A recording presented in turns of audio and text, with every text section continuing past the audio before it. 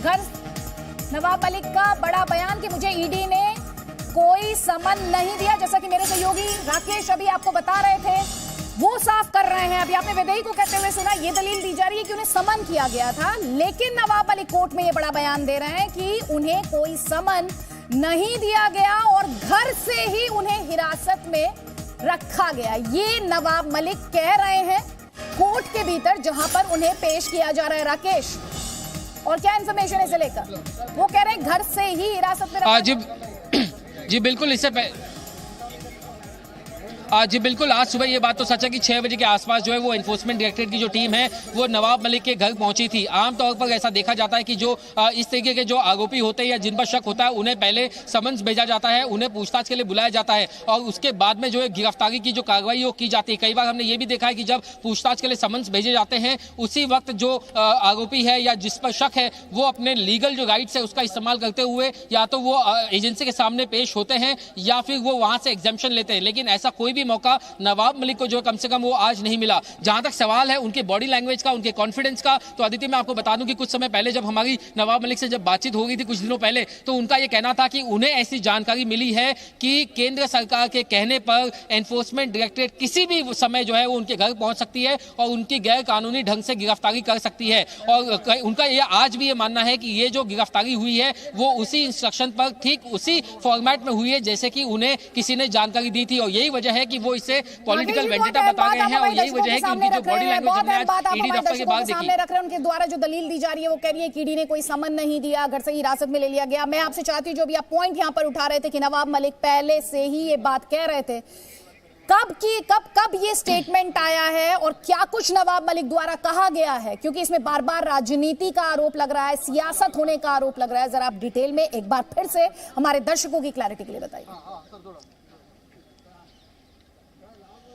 देखिए, मैं एक बार फिर से बता दूं कि ये जो पूरा मसला है ये साल 2005 की मुंबई के कुर्ला इलाके में एक लैंड डील को लेकर के मामला है।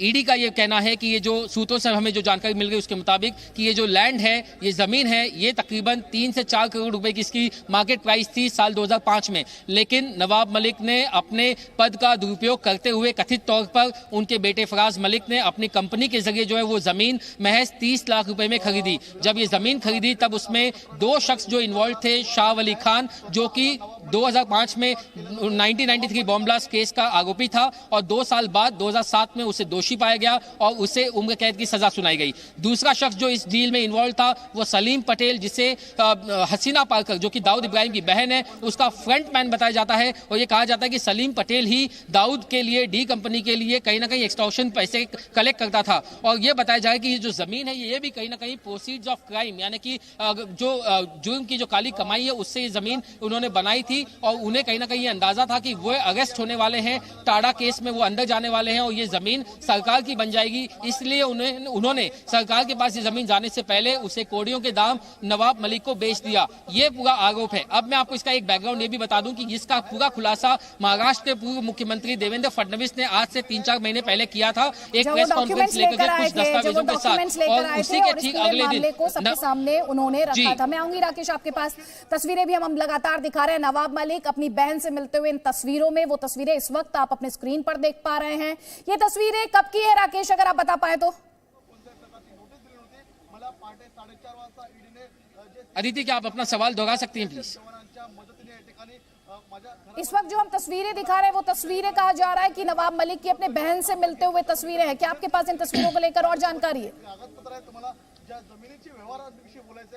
जी बिल्कुल, मैं आपको बता दूं कि ये जो तस्वीर है ये अदालत से पेशी के कुछ समय पहले की है जब नवाब मलिक जो है वो कोर्ट प्रीमाइसेस में लाए गए थे। वो एक सफेद रंग की जो एनफोर्समेंट डायरेक्टरेट की गाड़ी है उसमें वो बैठे थे और वहां पर उसी वक्त उनके जो परिवार के जो सदस्य हैं जिसमें उनकी बहन भी जो है और दूसरे परिवार के जो सदस्य हैं वो उनसे मुलाकात कर रहे हैं। और उस मुलाकात के वक्त जो है आप देखेंगे कि परिवार की जो एक सदस्य है वो भावुक हो जाती है, वो अपने आंखों से आंसू पोंछते हुए उसमें नजर आती है और नवाब मलिक जो है गाड़ी में बैठे हुए उनसे बातचीत कर रहे हैं और उन्हें संयम बरतने के लिए भरोसा दिला गए। और इसी के कुछ समय बाद जो है नवाब मलिक की अदालत में पेशी की गई, जिसके बाद उन्होंने अदालत के सामने एनफोर्समेंट डायरेक्टरेट के ऊपर गंभीर आरोप लगाते हुए बयान दिया। अदिति।